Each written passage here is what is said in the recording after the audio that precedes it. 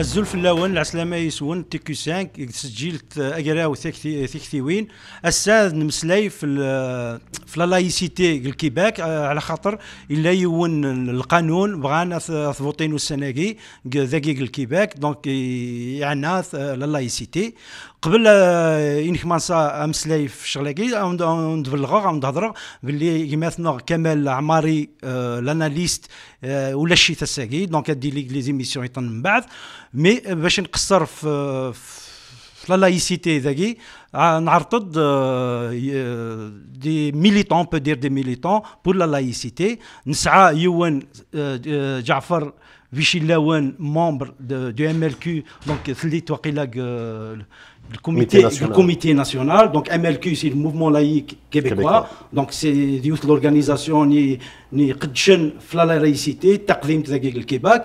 سعر ثمن تيفوست مثلا فيليب ديجاردان ديون الممبر البارتي كومونيست كيبيكوا le comité central, c'est ça. Donc, d'arrêt, Madame Diane Guilbeault, donc le PDF Québec, l'organisation féministe. Donc, combien elle est depuis quelques années? Depuis 2013. Depuis 2013, donc on peut dire Tejdit par rapport et d'autres organisations, surtout la FFQ, c'est ça? La Fédération des femmes québécoises, donc elle est plus ancienne que par rapport à votre organisation. Oui. Donc on va commencer le débat par le préambule du projet de loi. Donc dans ce préambule, il y a une détermination de la laïcité. Donc le gouvernement, il a essayé de déterminer la laïcité. Il a parlé de 4 principes pour cette laïcité. Qu'est-ce que vous en dites par rapport à cette définition de la laïcité? Parce que le projet de loi, pratiquement, il s'appuie sur cette définition. Donc, je commence par maintenant Jafar. Qu'est-ce que vous en dites par rapport à cette définition? Et quelle est votre définition de la laïcité? Globalement, la définition se rapproche à peu près de ma définition à moi. Mais je tiens déjà à dire que le gouvernement Legault a pris une décision historique avec ce projet de loi. C'est quand même, ça fait longtemps que les Québécois attendaient une loi pareille. Au niveau de la définition, c'est comme, j'ai pas lu Ça parlait par exemple, il y a des principes, le principe d'égalité, on le trouve, le principe de liberté, le principe de neutralité et le principe de la séparation. Oui, c'est vraiment, ça englobe à peu près ma vision des choses. Maintenant, au niveau de l'application, c'est là que se pose le problème. Mais au niveau du préambule, c'est bon, il n'y a pas de problème. Pratiquement tout le monde est d'accord, on peut dire que tout le monde est d'accord sur le préambule, la définition, mais le problème, comment concrétiser ça dans la réalité, surtout dans les institutions de l'État. Exactement. Où se trouve cette problématique par rapport à vous? C'est au niveau de la mise en œuvre. C'est au niveau de la mise en œuvre, au niveau des... parce que la définition telle qu'elle est faite n'est pas la définition que lui donnent certaines personnes. Notamment les populations qui sont ciblées par cette loi sur la laïcité. Est-ce qu'elle cible certaines populations ou bien elle a une interdiction qu'on peut dire, par exemple, des lois qui sont universelles, ça touche toutes les catégories? C'est des lois universelles qui sont supposées toucher toutes les catégories, mais il y a forcément des catégories qui vont se sentir lésées. Donc il y a des interprétations par rapport à ça. Exactement, c'est ce que je dis, c'est-à-dire ils ont déjà une interprétation particulière, donc forcément ils auront une réaction particulière par rapport à ça. On entend déjà des qualificatifs, par exemple, elle est discriminatoire. Qu'est-ce que vous en dites par rapport à ça? Mais non, pour moi, elle n'est pas discriminatoire, mais forcément, ces gens disent qu'elle est discriminatoire. Donc c'est tout à fait, justement, on va en débattre. D'accord. Donc je reviens à notre ami Philippe Desjardins. Surtout, vous venez de la gauche. Donc idéologiquement, vous êtes à gauche, l'extrême gauche. Extrême, j'aime pas trop, mais oui, on est bien radical, oui. On peut dire que de la gauche. Donc la laïcité, on voit par exemple certaines positions de la gauche ici. Par exemple, on voit le QS qui est ouvert pour les signes religieux, donc il n'est pas dans il prend pas l'interdiction. Vous, Quelle est votre position par rapport à ça? La gauche, c'est comme la droite, on les reconnaît parce qu'il y a des dizaines de familles au sein de ces mouvements. Il n'y a pas une gauche au Québec comme il n'y a pas une droite. Comme d'ailleurs, il n'y a pas une catégorie, une communauté musulmane, mais plusieurs, et ainsi de suite. Plusieurs musulmans. Musulmans, et puis pareil pour la communauté noire, ça n'existe pas non plus. Donc la gauche n'existe pas en tant que telle. Il y a des courants de gauche. Et notre courant de gauche est un courant de gauche universaliste, républicain, nationaliste. Et on défend des valeurs de gauche, comme le nationalisme est une valeur de gauche, la laïcité, la république, l'universalisme sont des valeurs de gauche, et certaines autres gauches qui sont totalement basées sur des doctrines beaucoup plus sociales, libérales. Moi, je les appelle néolibérales, carrément, où leur argument, c'est il est interdit d'interdire. Eux vont, par exemple, avoir des politiques beaucoup plus libertaires et dire qu'il ne faut jamais rien interdire à personne. Donc, ce n'est pas du tout notre position. Nous, quand on discute au sein de notre parti, nous estimons que la laïcité fait partie de ces mesures démocratiques importantes, surtout dans une société pluriconfessionnelle, où plusieurs confessions donc se côtoient. C'est pas comme si on était une société homogène au niveau de la religion. Et à ce moment-là, pour éviter de tomber dans une société pluriconflictuelle, il y a plusieurs éléments à mettre en place. La laïcité ne résout pas tous les problèmes, mais une brique importante de ce mur pour créer une société pacifique où tout le monde va pouvoir s'épanouir. Et il n'y a aucun pays appliquant la laïcité où on a vu des religions brimer. Ça ne brime pas du tout la capacité à une religion de s'épanouir, au contraire.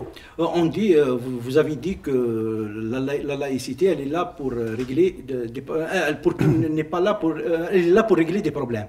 Mais elle est accusée par d'autres qu'elle est là pour qu'on crée des problèmes. Qu'est-ce que vous en dites par rapport à ça? Moi, je dis qu'il y a un discours, les mots sont assez durs de ma part, ça je les assume totalement. C'est un discours malhonnête, fallacieux, manipulateur. Ce sont des discours de peur parce que quand on veut embrigader des gens, quand on veut manipuler des communautés, certains chefs de bande, certains chefs religieux, certains chefs politiques ont tout intérêt à créer un climat de peur parce que quand les gens ont peur, ils ne sont plus rationnels, ils sont facilement manipulables et on peut aller les faire n'importe où. On a eu dernièrement des sorties, des discours inacceptables, dangereux, intolérables au sujet de la laïcité, faisant passer ça pour une idée raciste.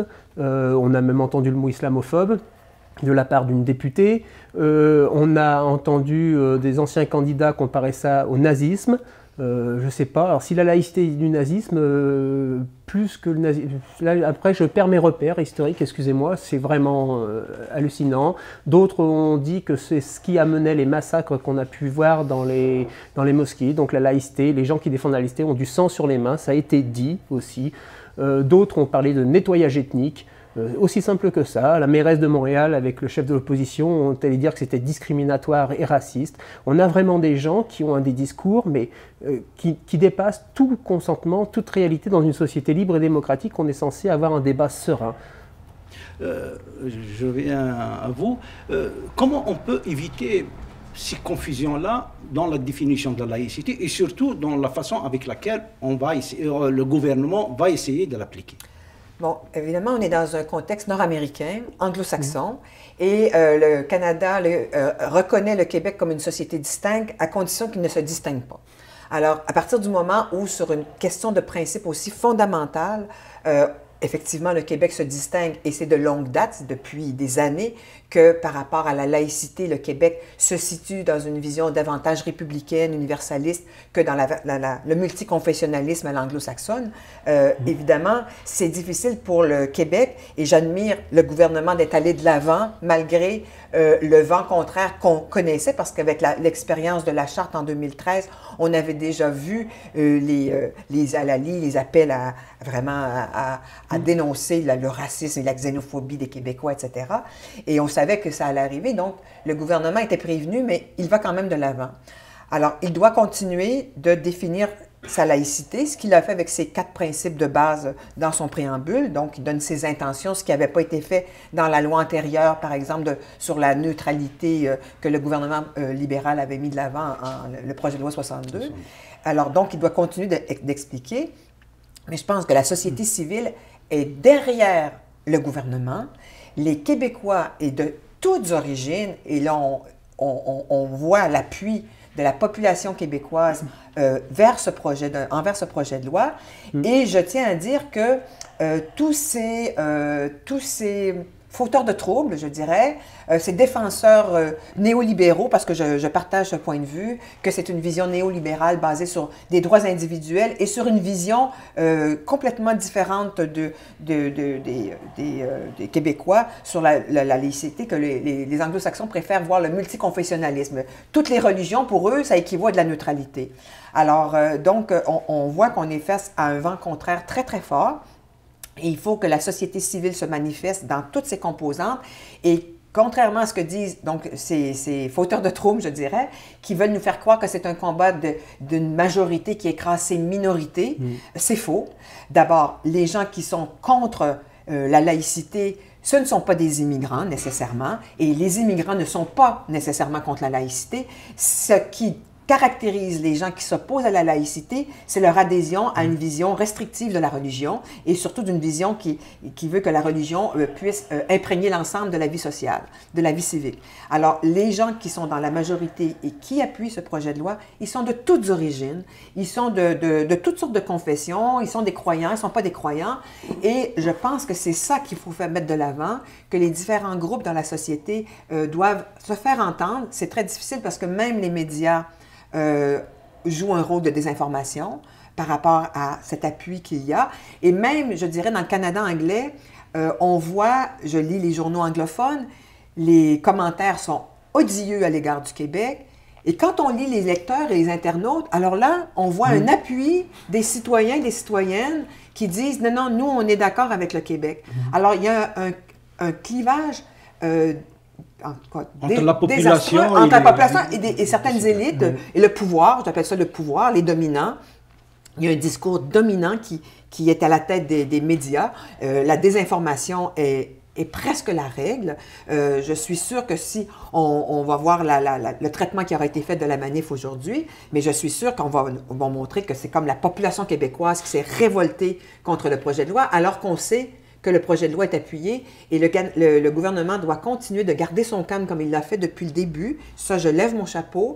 Les ministres ont été à la hauteur. Bon, la ministre de la Sécurité publique a fait une grosse bourde. Elle a trébuché. Bon, voilà, on va lui en vouloir, etc. Ben oui. Mais je pense que le premier ministre et le ministre responsable de la loi sur la laïcité ont très bien joué leur rôle jusqu'à présent.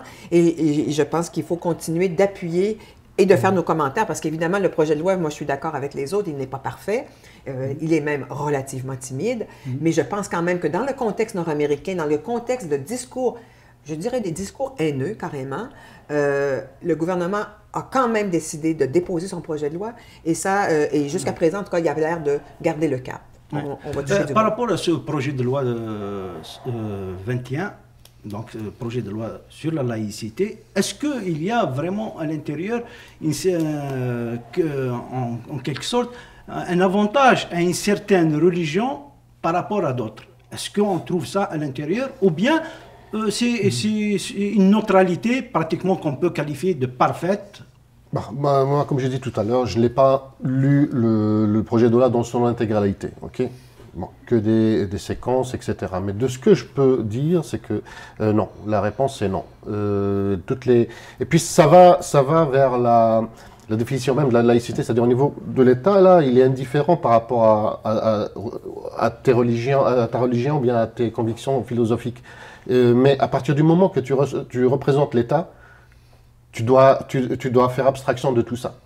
Et tu dois donner un service aux citoyens, et faire en sorte que tu ne montres pas ton appartenance philosophique ou bien religieuse. Mais ceux par exemple, qui critiquent ce projet de loi, ou bien le projet de la loi qui essaie d'interdire les signes religieux, ils disent que, d'accord, on est pour l'interdiction des signes religieux, ce qu'on concerne les institutions, donc que je peux qualifier des murs et ainsi de suite, on peut enlever les signes religieux, et aussi on peut imposer une certaine neutralité dans les services, donc il n'y aura pas de discrimination entre une religion et une autre, mais laisser le personnel c'est ce que je dis. Exprimer ces signes religieux.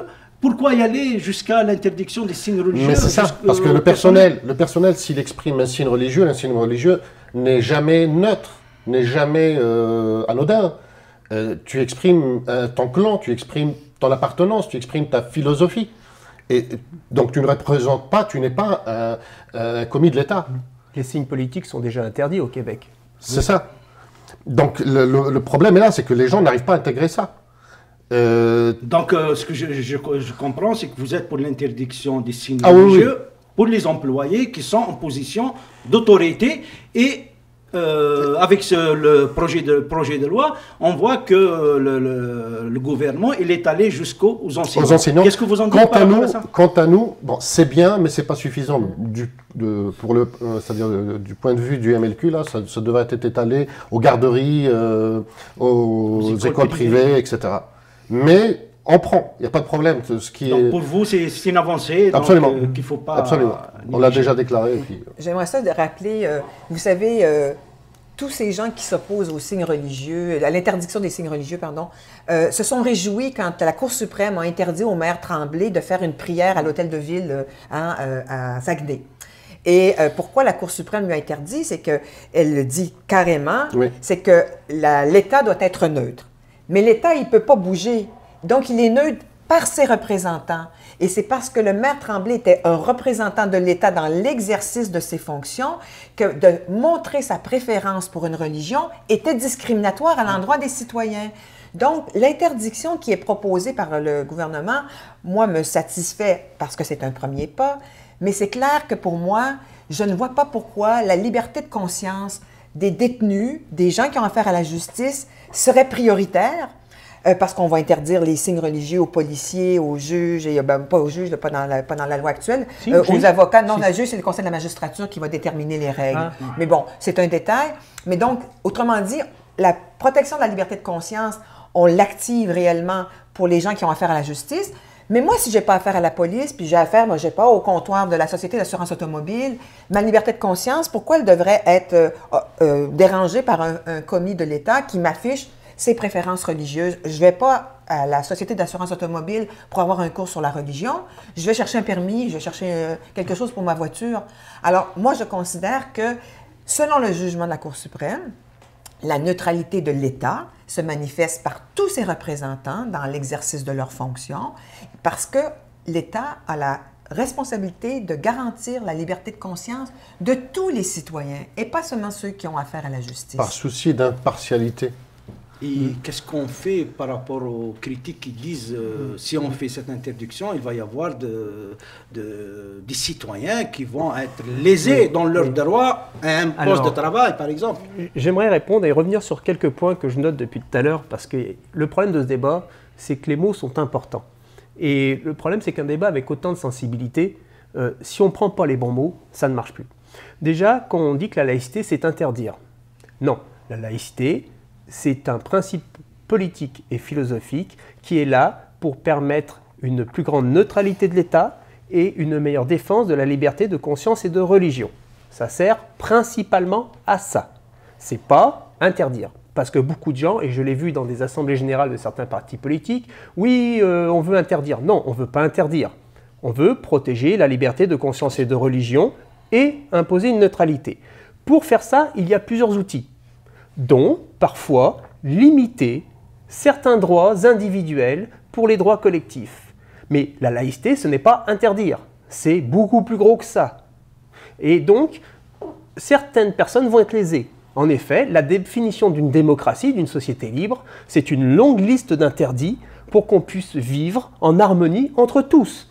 On n'a pas le droit de faire ce que l'on veut.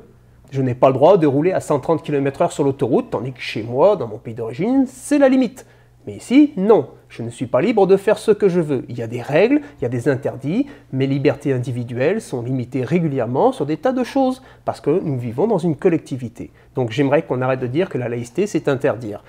Oui, il va y avoir des demandes de diminuer certaines choses, pas le fort interne à une religion, c'est-à-dire que ça n'interdit jamais une croyance, parce que j'ai encore eu un débat avec un ancien candidat d'un parti qui m'a dit « on veut empêcher de croire aux gens ». Ça, c'est un discours qu'on entend souvent. Les gens sont libres de croire, c'est un droit fondamentale et inaliénable. Il n'y a aucune loi dans aucun pays occidental qui interdit à quelqu'un de croire en ce qu'il veut. Même si elle l'essaye, elle ne peut pas. Même si on essaie d'interdire à C'est quelqu'un... même pas une question d'essai. Je parle de faits juridiques et constitutionnels. Il n'y a aucun pays occidental qui interdit à quelqu'un de croire en quelque chose ou de ne pas croire. Ça n'existe pas. Donc déjà, ce n'est pas pour empêcher quelqu'un de croire. Le fort interne est garanti. C'est dans le fort externe. Le fort externe, c'est la pratique de la religion ou l'affichage de cette religion. Et dans certains moments, pour justement garantir à d'autres personnes leur liberté de conscience et de religion, on va demander à certaines personnes de façon raisonnable de diminuer leur affichage, de diminuer leur pratique de leur religion pour accommoder d'autres gens qui, eux, ont le droit dans notre démocratie de vivre aussi pleinement leur liberté. Et là, c'est là où on rentre dans la définition qu'on donnait tantôt de ces ultralibéraux qui disent « Non, mon droit individuel peut écraser tous les autres droits. On ne peut pas le diminuer, ça passe au-dessus de tout. » Là, comme il disait une juge de la Cour suprême, le Rédué, certains droits peuvent être diminués comme la liberté d'expression. Je n'ai pas le droit de sortir dans la rue et d'hurler des choses immondes. Ma liberté d'expression doit être diminuée parce qu'à certains moments, la liberté des autres gens, dans une société libre et démocratique, pour la paix sociale, pour certaines choses, je n'ai pas le droit de dire ce que je veux. Le fort externe à une religion et la liberté d'expression sont des droits dans une société libre et démocratique qu'on peut diminuer. Première petite chose, je vais essayer d'aller vite sur les autres. Pour le projet de la CAQ, c'est un projet de compromis. C'est pour ça qu'il n'est pas parfait. Il n'y a pas les enseignants, il n'y a pas les agents de la DPJ, il n'y a pas les agents sociaux, il n'y a pas les agents d'immigration. Quand vous venez d'un autre pays et que le gars regarde votre dossier, vous pointez avec votre tête de Palestinien et tout, en face vous avez un gars de l'immigration avec une galette sur la tête et qui vous dit « Ah bah non, votre dossier je le fous à la poubelle », excuse-moi, la neutralité, le gars va dire « Est-ce que je peux avoir un autre agent d'immigration en face de moi ?» La neutralité sert à ça. Ça évite certains conflits. Il ne faut pas oublier que le chef du NPD est venu à une élection partielle à Montréal et les juifs hassidiques l'ont boudé parce qu'il s'est pointé avec sa tête de, j'allais dire un truc rigolo, mais en turbané. D'accord ? Et s'il était venu neutre, les gens n'auraient rien dit. C'est pas parce qu'il est sikh, c'est parce qu'il s'est pointé avec son signe religieux au sein de cette communauté-là et puis ils n'ont pas apprécié de voir un sikh se pointer avec un turban chez eux. C'est pour éviter ces conflits sociaux pluriconflictuels, comme j'expliquais tantôt, dans une société pluriconfessionnelle, qu'on applique ces lois de neutralité. C'est pas pour interdire. On n'est pas là, on n'est pas des méchants qui veulent interdire et brimer des choses. On veut pas arracher la seconde peau. C'est marrant, certaines religions auraient un deuxième derme par-dessus le premier derme. Je savais pas que ça s'arrachait. Et moi, si jamais pour des gens c'est une seconde peau, j'ai surtout pas envie de les voir dans des établissements scolaires. Parce que là, c'est plus des modérés, si c'est une seconde peau. On va finir pour les religions, vous posiez la question, est-ce que toutes les religions sont traitées équitablement dans la loi, sur le texte? Oui, mais les religions ne sont pas égales. Dans l'histoire, et surtout dans nos pays occidentaux, certaines religions se sont sécularisées. Certaines religions ont connu des grands conciles, où on a dit, ces textes-là n'ont plus lieu d'être, c'est des textes qui sont dépassés, on les a dégagés. Il y a eu plusieurs conciles, entre autres au Vatican, où on a dit ça, c'est inacceptable. Dans les années 60-70... Vatican II. Dans les années 60-70, pourquoi les curés et les sœurs qui étaient dans nos écoles ont dû dégager? C'est pas que parce que la société québécoise était laïque, c'est parce que le Vatican leur a dit dans les écoles publiques, vous n'affichez plus vos signes. Donc, effectivement, en 2019, une religion va se sentir plus attaquée que les autres. Mais ce n'est pas parce que la loi est injuste, c'est parce que cette religion n'a jamais eu de grand concile, ne s'est jamais remise en question, n'a jamais eu de sécularisation, et est toujours pratiquée par certaines personnes de la même façon qu'elle était pratiquée au début. Parce que ces livres-là n'ont jamais été, au grand désarroi de certains intellectuels, n'ont jamais été remis en question. Ces textes-là sont pris mot pour mot et réinterprétés à certaines sauces. Comme disait Boukhar Diouf, ils appliquent leur religion comme on lit un livre de cuisine, c'est-à-dire qu'ils choisissent la recette qu'ils veulent, laissent tomber les autres, et quand ils font d'ailleurs cette recette, ils prennent les ingrédients qui les intéressent. Donc prier une religion comme ça devient un peu une hypocrisie à ce niveau-là. Donc oui, certaines personnes, plus fondamentalistes que d'autres, bien que se disant modérés, vont hurler qu'on attaque leurs droits, mais jamais on parle du droit des enfants. Une agente de la DPJ qui arrive avec des signes religieux, quand dans la famille où elle intervient, c'est justement les signes religieux qui posent un problème, mais allumez 2 secondes. On ne veut pas voir cette personne-là arriver. Pourtant, on a eu des gens d'une certaine communauté qui rêvaient d'une DPJ pour leur communauté. Mais c'est du racisme. Ça, c'est enlever des enfants d'une famille à problème parce qu'ils ont un problème justement avec leur religion pour les replacer dans d'autres familles qui ont la même religion avec le même genre de fondamentalisme. Le pauvre gamin, comment il s'en sort? Ça ne marche pas. Et donc, à ce moment-là, la laïcité intervient. C'est une philosophie qui est pour la liberté des individus les plus vulnérables de nos sociétés, pour les protéger. Et donc, c'est pour tous ces droits collectifs qu'on fait ça, pour le mieux vivre ensemble, pour une paix sociale, pour éviter qu'il y ait une ségrégation communautaire qui se crée, des ressentiments dans la population, qu'on voie apparaître une extrême droite, une haine, des gens qui se détestent, et comme a dit un certain politicien, au lieu de vivre côte à côte, finissent par vivre face à face et à saillir. Et d'ailleurs, l'endroit où il n'y a pas du tout de laïcité, et vraiment le multiculturalisme appliqué à la lettre, par exemple en Grande-Bretagne, comme disait encore Boukhar Diouf, c'est une marmite, ils ont mis le couvercle dessus, ça va exploser. Là où il y a le plus de crimes haineux au Canada, Statistique Canada, c'est en Ontario, à Toronto. Mais ça, on n'en parle jamais. J'allais rebondir sur ce que tu disais, justement, en te disant, qui c'est qui discrimine? Est-ce que c'est la laïcité qui discrimine, ou est-ce que c'est la religion par essence qui discrimine? La question de fond, elle est là. Oui. Donc, beaucoup de gens ont oublié de se la poser. Alors que c'est la religion par essence qui discrimine. La laïcité, au contraire, elle essaie de rassembler tout le monde. C'est le principe universaliste. Mais c'est ça. On avait Pierre Falardeau qui avait une très belle phrase, on ne veut pas savoir d'où tu viens, on veut savoir où tu vas. Il n'y a pas plus un message d'amour comme ça à quelqu'un. On n'est pas là pour juger tes origines, ta culture, ta religion. Mais on revient un petit peu plus terre à terre. Oui. Qu'est-ce qu'on fera, par exemple, des femmes ou des hommes qui disent qu'ils vont être privés d'un emploi parce qu'il va y avoir une interdiction des signes religieux? Ben, moi, je pense qu'on parle particulièrement aux enseignantes, parce que des policiers avec des signes religieux, il n'y en a pas encore tant que ça. Il y a des gardiennes de prison avec un hijab, même que le ministère de la Sécurité publique a fait un hijab spécial pour les gardiennes de prison. Alors, il y en a quelques-unes, mais c'est surtout dans le domaine de l'enseignement. Bon, nous, on fait d'une part le pari que les femmes qui sont des enseignantes et qui portent des signes religieux sont des professionnelles et qu'elles ont à cœur leur travail et qu'elles vont privilégier le succès scolaire de leurs enfants et surtout d'être un modèle pour eux, de rester un modèle pour leurs élèves, parce que défier la loi, je ne pense pas que ce soit un comportement modèle à enseigner aux enfants. D'autre part, il peut y en avoir qui vont résister. Bien, là, je pense qu'il faut se poser des questions parce qu'une personne qui décide de faire passer sa loi religieuse avant la loi civique, avant la loi démocratiquement adoptée, il y a un problème parce que si elle enseigne aux enfants, qu'est-ce qu'elle enseigne aux enfants? Si elle ne peut contourner sa loi religieuse, c'est ce qu'on appelle un intégriste ou une intégriste, si elle ne peut pas contourner sa règle, il y a un problème et je ne suis pas certaine qu'à ce moment-là, cette personne-là soit la mieux placée pour enseigner à nos enfants. Mais je fais le pari que la grande majorité va rester en poste, d'autant plus que certaines d'entre elles, ce n'est pas un choix. Elles sont obligées par un mari, leur père, des proches, de le porter.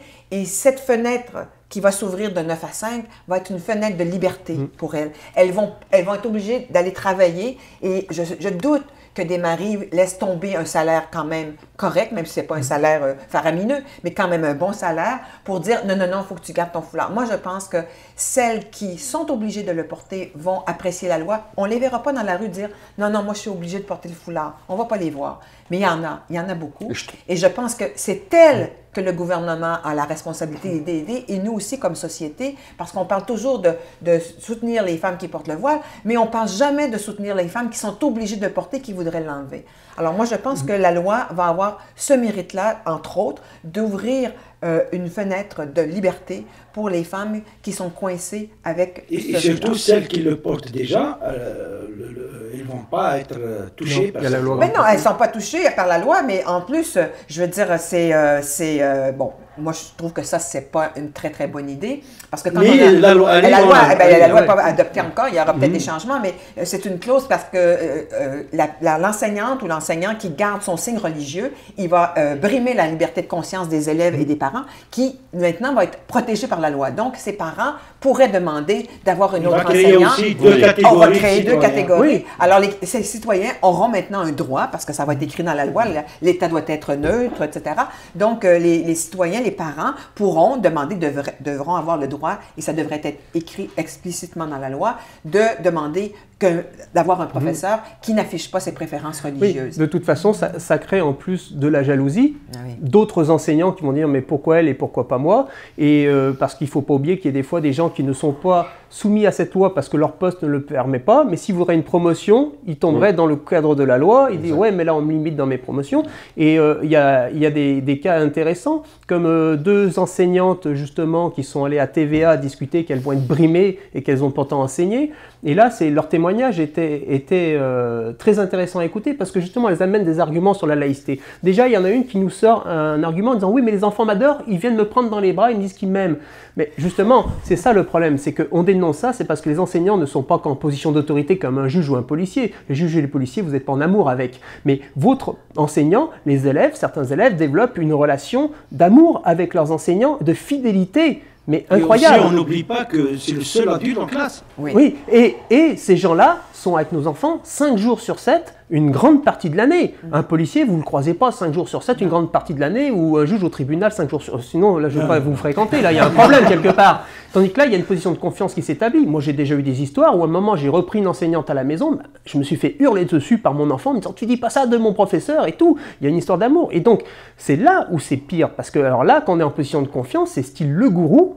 Et cette personne est censée transmettre les valeurs de notre société. Et c'est quoi les valeurs qu'elle transmet? Parce que ces signes religieux renvoient à des doctrines religieuses qui sont souvent misogynes, qui sont souvent phallocrates. Même un ancien co-porte-parole de Québec solidaire l'avait dénoncé à l'époque en disant que ça devait aller dans les rebuts de l'histoire. C'était les termes qu'il avait employés. Et ces signes-là sont très violents et sont surtout importants pour la communauté qui appartient au même signe. Parce qu'en fin de compte, si le signe n'est pas de la même communauté, le gamin, lui, va pas trop comprendre. Mais les gamins de la même communauté, c'est quand même terrible. On parlait du projet de loi de la CAQ, avec la clause grand-père et tout. Moi, la seule chose que j'ai remarqué, c'est que politiquement, cette loi est très mal foutue, très incohérente, mais parce que, un peu en raison, François Legault expliquait qu'il avait essayé de trouver un compromis et puis qu'il voulait avaler une petite bouchée plutôt que s'attaquer à un truc trop gros. Et vu qu'on a le Canada au complet pratiquement sur le dos, plus une certaine gauche, plus les fédéralistes ici, plus les chefs communautaires, je comprends qu'il essaye d'y aller mollo, même s'il a 74%, 72% de la population derrière lui. Mais reste qu'il a fait des compromis. La clause grand-père, il n'a pas mis les éducatrices, il n'a pas mis plein de gens. Et qu'est-ce qu'a été la réponse politique en face, entre autres d'un certain parti, qui était pour Bouchard-Taylor, c'était de se radicaliser, de carrément dégager Bouchard-Taylor et dire maintenant, nous, on permet tout à tout le monde. Donc, on a un gouvernement qui est de bonne foi, qui fait des compromis, qui essaie d'avoir un débat serein. En face, on les traite de nazis, de racisme, et puis on se radicalise encore plus. Alors, où sont les intégristes et les gens qui ne sont pas capables de faire des accommodements, des preuves d'ouverture et d'avoir un débat serein dans cette société, qui font des discours de peur, qui terrorisent certaines communautés qui ont l'impression de se retrouver à Naziland? Il faut à un moment dénoncer ces enfoirés. C'est pas Taylor qui a demandé que la loi soit désobéie? Mais oui, c'est lui qui a appelé un avocat. C'est le juge. C'est Gray, non, c'est l'avocat. L'avocat Julius Gray. Oui, mais il y a la commission scolaire, il y a des institutions publiques, et ça, moi, je trouve ça scandaleux. Il y a une commission scolaire, mais la commission scolaire, c'est une institution publique là, qui a appelé à la désobéissance civile. Bon, les syndicats, il y a 6 ans, les syndicats étaient favorables à la laïcité. Et là, je ne sais pas qu'est-ce qu'ils ont pris, ou bien je ne sais pas si c'est la légalisation du pot, mais bref, ils sont tous pensés que là, les signes religieux, c'est magnifique, c'est culturel, c'est folklorique, je ne sais pas, un peu comme Trudeau, et ils voient ça comme quelque chose d'inoffensif, comme si, en fait, je pense qu'ils ne comprennent pas du tout la portée d'un signe religieux, la portée d'une religion, des restrictions, le système de croyance d'une religion. Je pense qu'il y a beaucoup de gens qui n'ont pas compris ça encore, ou qui n'ont pas connu, alors donc c'est difficile de le comprendre. Et je vois, quand j'entends des avocats ou des institutions publiques, même la mairesse qui appelle quasiment à défier la loi, je suis scandalisée. Je suis scandalisée. J'ai trouvé une décision de l'Ombudsman de Radio-Canada, 2015, qui, à la suite d'une plainte contre un de ses journalistes, disait « Les journalistes de Radio-Canada de l'information ne doivent pas donner leur opinion personnelle. » C'est une restriction à la liberté d'expression, ça. Solide, est écrite en toutes lettres. J'ai vu personne aller à l'ONU, j'ai vu personne appeler la Cour suprême, j'ai pas vu Maître Julius Gray s'énerver pour ça. Pourtant, la liberté d'expression, elle est aussi fondamentale que la liberté de religion. Nos chartes ne font pas de distinction entre les deux. Alors, qu'est-ce qui se passe? Pourquoi tout à coup, la religion devraient être protégés et les signes religieux, les manifestations, l'affichage, parce que c'est de l'affichage. C'est même pas la religion, c'est l'affichage religieux. C'est l'affichage de ces préférences religieuses. Pourquoi ça devrait être protégé davantage que la liberté d'expression? C'est quand même... c'est un droit fondamental. Aussi fondamental, et pourtant, on accepte déjà que les professeurs restreignent leurs opinions politiques, que les fonctionnaires, c'est dans la loi, c'est écrit en toutes lettres, les fonctionnaires n'ont pas le droit d'exprimer leur opinion politique pendant l'exercice de leurs fonctions. Si un prof arrive à l'école en mettant qu'il vote pour le Québec solidaire tous les jours ou le Parti libéral du Canada tous les jours, il va se faire rabrouer. Si un professeur arrive en disant « Dieu n'existe pas », il va se faire rabrouer aussi. Alors, pourquoi certains signes religieux? Parce qu'actuellement, la situation est discriminatoire. On permet à certaines d'afficher leurs convictions politico-religieuses et les autres, non, c'est interdit. La discrimination, elle est maintenant. Sans la loi de la laïcité, on a discrimination. Donc, en appliquant la laïcité, on peut en quelque sorte réaliser une certaine égalité. Absolument. C'est ça. C'est le principe. C'est le principe même. C'est le principe même. C'est le principe. C'est là où je vous dis que les termes sont biaisés. La laïcité, c'est pas attaquer des gens. La laïcité, c'est défendre la liberté de conscience et de religion de tous les gens. C'est ça. Et pas seulement une petite poignée. Mais pourquoi ce débat-là? Mais parce qu'il y a des manipulateurs. C'est aussi clair que ça. Mais parce qu'il y a des manipulateurs qui en font un fonds de commerce. Il n'y a pas que ça. Et qui font, de par leur manipulation, justement, ils diabolisent ça et puis ils attisent les... Il y a trois raisons en réalité. C'est vrai qu'il y a les manipulations. Conflit communautaire. Exactement. C'est vrai moi je dis qu'il y a trois catégories, en gros, pour résumer. Il y a celle que tu viens de décrire, c'est-à-dire des gens qui font leur argent sur la peur et la manipulation de leur propre communauté, que ce soit des chefs religieux, communautaires ou politiques. Moi je les appelle les chefs de meute. Parce que pour comparer, il y a la meute et puis il y a l'autre meute, et ils hurlent ensemble. Ils sont Ils ont le même fonds de commerce. Ils ont le même fonds de commerce. Quand la meute gueule, eux ils sont contents. Ils disent regardez, c'est dangereux, hop, venez près de moi. Et quand les gens ont peur, c'est là où on les embrigade. C'est ce que j'expliquais tantôt. Il y a cela. Il y a des gens de bonne foi qui pensent, parce que le problème de ce débat-là, c'est souvent basé sur l'ignorance, des préjugés, des ressentiments. Il n'y a pas que les gens de la meute qui ont des préjugés et des ressentiments envers les autres. Il y a aussi certaines personnes qui pensent que ici, tout ce qui est blanc, catholique, machin, s'en veut après eux parce qu'ils sont une minorité. D'ailleurs, dans les mots qu'on employait tantôt, la minorité contre la majorité. Non, c'est la collectivité. Quand on fait des sondages sur le taux de racisme au Québec, c'est pas tu t'appelles Jean Tremblay, ok, on va te prendre, toi Mouloud, non, toi on ne prend pas. Non, on fait un test sur la collectivité. Ce qui est marrant, c'est que tout d'un coup, la collectivité se transforme en la majorité. C'est quoi qu'ils appellent la majorité? Le petit blanc canadien francophone catholique. Non, les gens défendant la laïcité, il y en a de partout. Des gens racistes, il y en a de partout. Et c'est pour ça, quand ils disent les Québécois, c'est là où ils sont très fallacieux. Certains, c'est que les Québécois, c'est les petits Canadiens français. Et les minorités, ce sont des gens qui sont pauvres et stigmatisés. Et après, ils reprochent aux Québécois d'avoir un discours nous et eux. Et c'est les premiers à faire un discours eux et nous. Alors c'est là où ça ne marche pas. La collectivité est importante. Donc il y a ces gens-là. Et le troisième groupe, pourquoi c'est si compliqué? C'est ce qu'expliquait tantôt au début de l'intervention. C'est qu'il y a un modèle anglo-saxon qui est complètement différent du modèle républicain, laïque et latin. Pas français, mais latin. Parce que ça a été réfléchi par les Grecs au départ, la laïcité. Un petit résumé rapide, c'était dans les comptoirs de commerce grecs. Ils avaient des comptoirs dans toute la Méditerranée. C'était des religions polythéistes. Alors déjà, même dans un même culte, il y avait 36 000. Et arrivé là, quand tu faisais du commerce, l'autre il était pour Ra, l'autre pour Zeus, l'autre pour Jupiter. Ça commence à s'engueuler. Ouais, mais lui, il a avantagé l'autre qui était aussi pour Hermès. Alors les mecs, ils ont dit, dans les comptoirs de commerce, la toge, rien d'autre. Voilà. C'est les Grecs qui ont commencé à parler de laïcité pour une raison de business, parce que ça foutait la merde. Ça a été pensé déjà dès l'Antiquité. Après, on peut lire un livre sur la laïcité dans le monde. Tous les pays sont laïcs, même au Maroc, avec le roi du Maroc, la laïcité s'est installée parce que le Maroc a récupéré certains droits divins pour se les prendre. C'est ça la laïcité, c'est enlever des droits à la religion pour les donner à l'État, en quelque sorte, désacraliser une religion, la séculariser et récupérer des droits. La laïcité existe dans tous les pays du monde, pratiquement. Il n'y a pas de pays qui soient vraiment des théocraties super dures, à part l'État islamique, mais on ne peut pas appeler ça un pays. Sinon, la laïcité existe de partout. Et quand on monte dans la laïcité, au bout d'un moment, on demande aux gens qui travaillent au sein de l'État, comme les commerçants dans les comptoirs grecs à l'époque de l'Antiquité, soyez neutres pour éviter la chicane et puis qu'il n'y ait pas d'emmerde.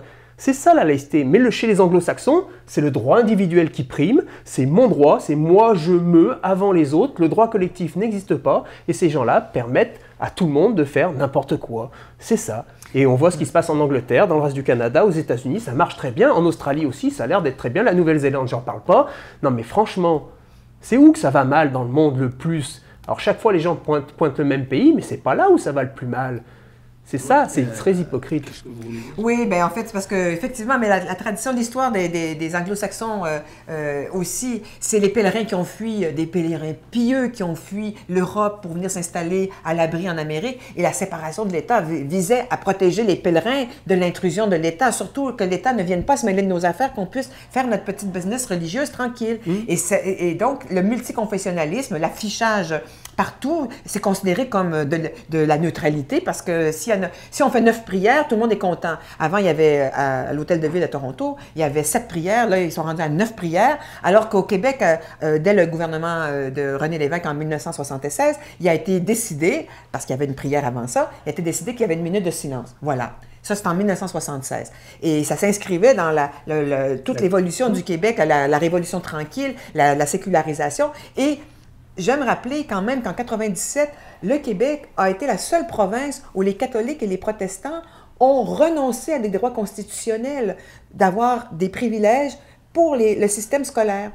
Partout au Canada, les catholiques et les protestants, ils ont conservé leurs privilèges. Alors, quand on dit qu'il y a une seule religion maintenant qui est brimée, ben, c'est parce que le travail a été fait antérieurement.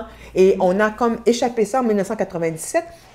C'est arrivé en même temps avec la montée de l'islamisme et puis l'arrivée de l'islam politique au Québec de façon plus visible et d'autres religions, les Sikhs aussi au Canada anglais, etc.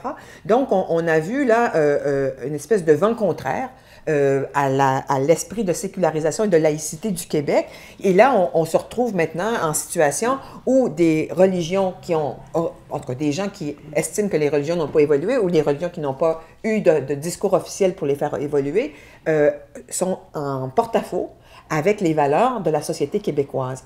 Et ces valeurs-là, c'est pas des valeurs racistes, c'est pas des valeurs xénophobes, bien au contraire. Et moi, j'en veux beaucoup à la commission Bouchard-Taylor qui a fait correspondre laïcité et immigration, que c'était un modèle de gestion de l'immigration. C'est absolument pas ça. Totalement faux. C'est complètement faux. Les gens qui demandent des accommodements religieux, qui exigent la présence du religieux dans les services publics ou comme employés, ce sont des gens qui adhèrent à une vision X de leur religion. Alors, ils peuvent venir de partout, mais il y en a beaucoup qui sont nés ici aussi. Alors, je pense que cette commission-là a été peut-être une porte de sortie pour le gouvernement Charest à l'époque, parce qu'il y en a qu'on parle d'une simili-crise, mais ce n'est pas une simili-crise. Il y avait eu des décisions des tribunaux scandaleuses par rapport au Kirpan et par rapport à la Souka, qui a donné à la religion une place prépondérante dans la vie publique. On a souvent des doubles discours et on le voit tout à fait, parce qu'on nous dit on attaque les femmes musulmanes. Il n'y a aucune femme musulmane qui a jamais été attaquée par cette loi-là. On a même eu Fatima Ouda Pépin qui est rentrée à l'Assemblée nationale, qui a juré sur le Coran. Personne n'a rien dit. Personne ne s'est plaint. Il n'y a pas un Québécois qui a fait « Oh non, non, on ne veut pas qu'elle jure sur le Coran. » Non, elle s'est assermentée sur le Coran à l'Assemblée nationale. Ça ne s'attaque pas aux musulmans, ni aux immigrants, ni aux musulmans, ni à quoi que ce soit. Est-ce que la Charte des droits et valeurs québécoises, justement, avec cette loi de la laïcité, cette loi est un addendum, si vous voulez, à cette charte? Parce que, justement, ce que vous avez cité là, peut-être que c'est parce qu'il y avait des lacunes déjà au niveau de cette charte. Bon, la charte de 2013 était très mal nommée. C'était une bêtise sans nom de l'avoir nommée la charte des valeurs. Ça faussait le débat complètement. Par contre, elle était d'une certaine façon plus complète que la loi actuelle, le projet de loi actuel, qui complète en fait le projet de loi 62 qui n'a pas été abrogé, c'est-à-dire toute la section des accommodements, la gestion des accommodements qu'il y avait dans le projet de loi 62 sur la neutralité de l'État est restée, avec un ajout, c'est-à-dire que la loi sur la laïcité empêcherait tout accommodement pour des signes religieux, alors que la loi 62 le permettait. Donc, si je ne dirais pas que la loi 21 est un addendum, je pense que c'est à la limite un moyen, une approche plus modeste, parce qu'on ne couvre pas tous les employés de l'État, on ne couvre pas les hôpitaux, on ne couvre pas les services sociaux, Ouais, mais là, c'est etc. un projet de C'est un loi, projet. ça peut être amendé. Ça peut être amendé. Nous, on va demander on va demander un peu plus parce qu'on trouve que c'est trop restreint, mais je pense que la volonté de compromis du gouvernement se ressent, mais je pense qu'en même temps, c'est pas parce qu'on mettrait, moi je pense, tout le personnel scolaire. Je veux dire, dans l'école, on met pas les éducatrices en garderie avec un voile et puis l'orthopédagogue qui vient. C'est tout le monde qui respecte la neutralité. Ça, pour moi, c'est très important. Mais je pense que si on pouvait gagner un peu plus, et je pense notamment, tout à l'heure, on parlait des services sociaux, pour moi, c'est majeur.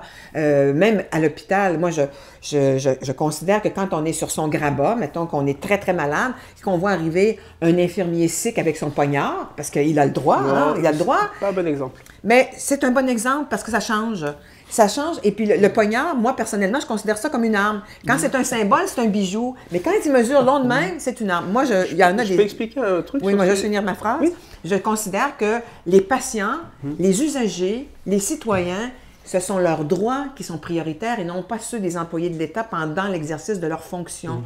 Tous les employés du monde dans leurs entreprises ont des obligations, des devoirs de réserve que n'ont pas les citoyens dans leur vie de tous les jours.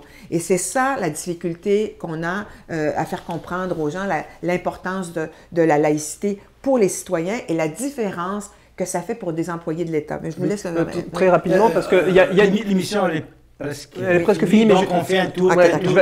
Au lieu de la conclusion, je voudrais éclaircir un point. Donc, comme je vous l'ai expliqué, le problème des signes religieux, c'est que ça concerne principalement la communauté à qui appartient le signe. Et quand je disais que, par exemple, les médecins devraient appliquer ça, et même les infirmières, c'est parce que quand les gens sont vulnérables, c'est là où ils sont les plus fragiles face à leur liberté de conscience et de religion. Et là où j'ai été choqué, par exemple, au Québec, c'est que j'ai appris qu'un des hôpitaux qui donnait les soins de fin de vie était tenu par des sœurs, et elles se vantaient que sur la vingtaine de personnes qui avaient demandé de mourir dans la dignité, chez eux, la plupart avaient renoncé à ça. Mais tu m'étonnes, c'est des gens, ils sont catholiques, ils sont en fin de vie, et là, ils voient une bande de bigotes, de bonnes sœurs autour d'eux qui traînent et qui leur rappellent Dieu et l'enfer et le péché de mourir, de se suicider. Ça marche pas. Et c'est pour ça que quand on tombe sur des gens en faible ou fragiles, c'est-à-dire les gens en perte d'autonomie, les enfants et tout ça, c'est les endroits primordiaux où on devrait en vivre. Respecter leur liberté de conscience. Voilà, c'est ce que je voulais dire. Je suis tout à fait d'accord avec ça. Je pense effectivement que cette liberté de conscience est celle des citoyens et les citoyens les plus vulnérables encore plus.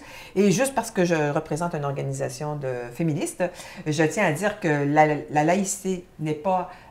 l'objectif de la laïcité n'est pas l'égalité entre les hommes et les femmes, mais elle est essentielle pour arriver à l'égalité entre les hommes et les femmes. Alors, c'est une des raisons supplémentaires pour laquelle il faut se battre. Pourquoi? Parce que les religions, en général, il y a de la discrimination. Les femmes ont pu s'émanciper au Québec et ailleurs aussi dans le monde grâce à l'émancipation des dogmes religieux, parce que les lois religieuses sont sexistes et misogynes.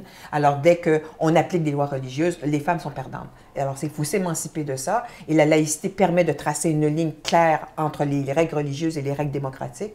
Et je pense que, ne serait-ce que pour ça, il faut y arriver, même s'il y aura d'autres choses, d'autres travail à faire pour arriver à l'égalité. Oui, je vais vous poser une question qui va vous lier avec l'Algérie. Donc, est-ce que la laïcité, elle est occidentale seulement?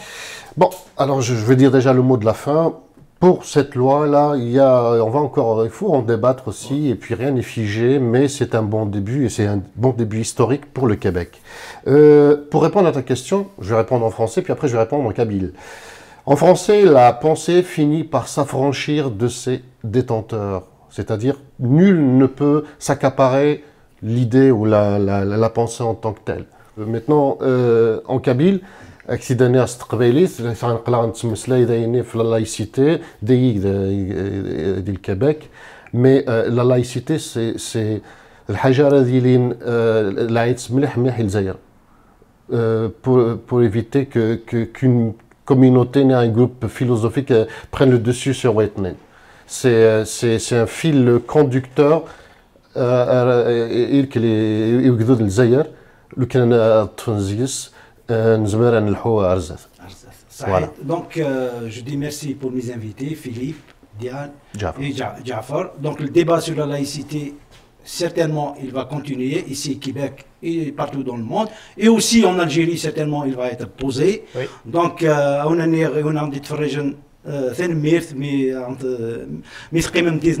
tout ce temps-là. Donc on est à la prochaine.